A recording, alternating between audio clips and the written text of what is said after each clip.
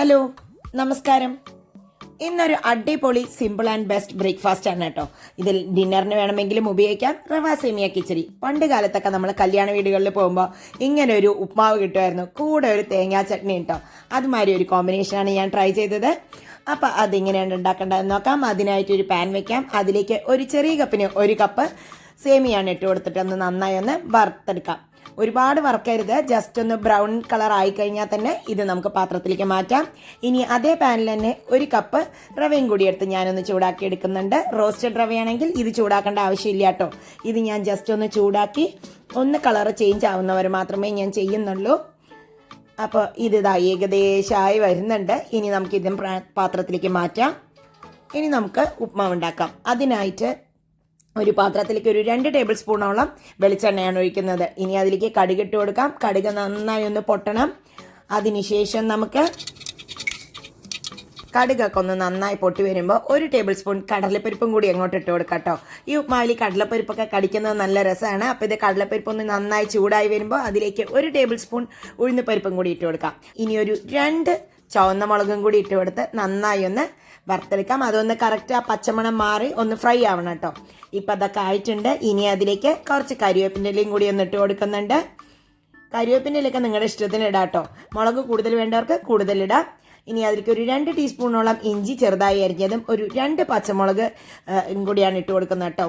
ഇനി ഒരു 1/4 കപ്പ് ഉള്ളിയും കൂടി ഇട്ട് കൊടുത്തിട്ടുണ്ട്. ഇനി ഇത് നന്നായി ഒന്ന് ഉള്ളിയൊക്കെ ഒന്ന് നന്നായി ഇതിൻ്റെ കൂടെ വഴറ്റട്ടെ. എരിവ് കൂടുതൽ വേണ്ടവർ പച്ചമുളകോ ചുവന്ന മുളകോ കൂടുതൽ ഇട്ടോളൂ കേട്ടോ.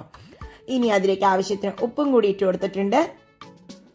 ഇപ്പം ഇതാ നന്നായി ഒന്ന് ആ ഉള്ളിയൊക്കെ ഒന്ന് വഴറ്റി വരുമ്പോൾ നമുക്ക് 1 കപ്പ് ക്യാരറ്റ് ചെറുതായി അരിഞ്ഞതും ബീൻസ് ചെറുതായി അരിഞ്ഞതും കൂടി ചേർത്തിയത്, പിന്നെ ഒരു 1/4 കപ്പോളം ഞാൻ ഫ്രോസൺ ഗ്രീൻ പീസ് ഇട്ട് കൊടുത്തിട്ടുണ്ട്.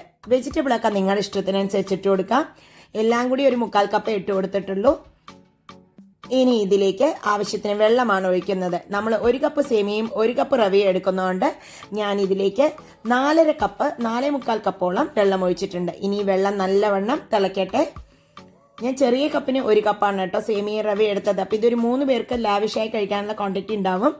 ഇനി ഇതിലേക്ക് ആവശ്യത്തിന് ഉപ്പും കൂടിയിട്ട് ഈ വെള്ളം നന്നായി ഒന്ന് തിളച്ച് വരട്ടെ.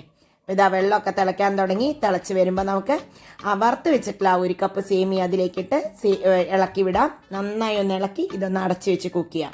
അപ്പോൾ ഇതൊന്ന് സേമിയ വേവട്ടെ. ഇതൊരു 2 മിനിറ്റ് കഴിഞ്ഞ് തുറന്ന് നോക്കുമ്പോൾ സേമിയ ആവുന്നേ ഉള്ളൂ. ജസ്റ്റ് ഒന്ന് ഞാൻ നോക്കിയിട്ടുണ്ടായിരുന്നു. അത് സേമിയ ആയിട്ടില്ല, ഒന്നും കൂടി വേവണം. അപ്പം നമുക്കിതൊന്ന് അടച്ച് വെക്കാം കേട്ടോ. നന്നായി ഒന്ന് ആയിട്ടുണ്ട്. ഒരു 5 മിനിറ്റ് കഴിഞ്ഞപ്പോൾ സേമിയ ഇതാ നന്നായി വെന്ത് വന്നിട്ടുണ്ട്. ഇനി നമുക്കിങ്ങനെ സേമിയ ഒരുപാട് വെന്ത് കുഴയാനും പാടില്ല കേട്ടോ. അപ്പോൾ അതിന് ടേസ്റ്റ് ഉണ്ടാവില്ല, സോഗിയായി പോവും. ഇനി നമുക്കിതിലേക്ക് ആ വറുത്ത് വെച്ചിട്ടുള്ള റവയും കൂടി ഇട്ട് കൊടുക്കാം. റവ കപ്പിൽ നിന്ന് നേരിട്ട് കൊട്ടരുത് കേട്ടോ. ഇതുപോലെ ഒരു പേപ്പറിൽ എങ്ങാനും ആക്കിയിട്ട് മുകളിൽ നിന്ന് മെല്ലെ മെല്ലെ കൊട്ടിക്കൊടുക്കുക എപ്പോഴും. ഇല്ല എങ്കിൽ കട്ട പിടിക്കാനുള്ള ചാൻസ് ഭയങ്കര കൂടുതലാണ്. അപ്പോൾ ആ കട്ട പിടിച്ച പോർഷൻസ് ഒന്നും വേവില്ല. ഇങ്ങനെ മുകളിൽ നിന്ന് മെല്ലെ മെല്ലെ ഇട്ട് കൊടുത്തു കഴിഞ്ഞാൽ നല്ല നീറ്റായിട്ട് എവിടെയും കട്ട പിടിക്കാതെ നമുക്ക് ഉപ്മാവ് റെഡിയാക്കി എടുക്കാം. ഇപ്പോൾ ഇത് കണ്ടോ, വെള്ളം കുറച്ച് കൂടുതൽ നമ്മൾ ഒഴിച്ചിരുന്നുവെങ്കിലും ഇതിൽ കിടന്ന് സെറ്റാവും. ഇപ്പോൾ ഇതാ റെഡി ആയിട്ടുണ്ട്. ഇനി ഇതിനൊന്ന് നമുക്ക് 1 ടീസ്പൂൺ നെയ്യും കൂടി ഇട്ട് കൊടുത്തിട്ട്, നെയ്യൊക്കെ നിങ്ങളുടെ ഇഷ്ടത്തിന് കൂട്ടാം.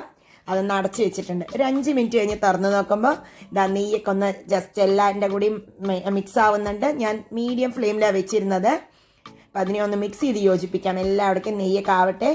ഇനി അതിലേക്ക് 1 പിടി തേങ്ങയും കൂടി ചെറുകിയതും കൂടി ഇട്ട് കൊടുക്കുന്നുണ്ട് കേട്ടോ. ഇനി ഇതൊന്ന് ജസ്റ്റ് ഒന്ന് അടച്ച് വെക്കാം 2 മിനിറ്റ്.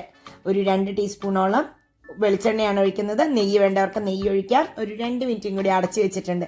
ഇപ്പം വെളിച്ചെണ്ണയുടെ ഒക്കെ മണം നല്ലോണം ആയിട്ടുണ്ട്. നമുക്കിത് ഓഫ് ചെയ്ത് ഇതിനെ ഒന്ന് മിക്സ് ചെയ്യാം.